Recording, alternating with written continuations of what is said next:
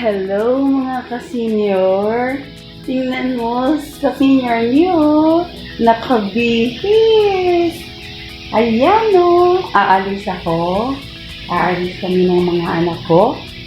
Because today is a big advance celebration. Birthday celebration ng panganay ko. Tapos, punta ko doon. Titingnan ko kung anong u-orderin nila na pagkain. Tingnan natin kung anong ganap doon. Tsaka, huwag tayong palagi sa bahay. Minsan naman bigyan natin ng reward ang sarili natin. Excited na ako mga ka-senior. Bye! See you later! Ito na mga ka-seniors. Ito na yung sinabi kong ganap. Ayan. Simple lang.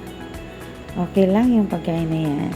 Basta importante, bonding sa mga anak ko at sa birthday celebrant.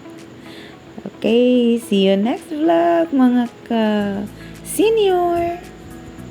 Bye!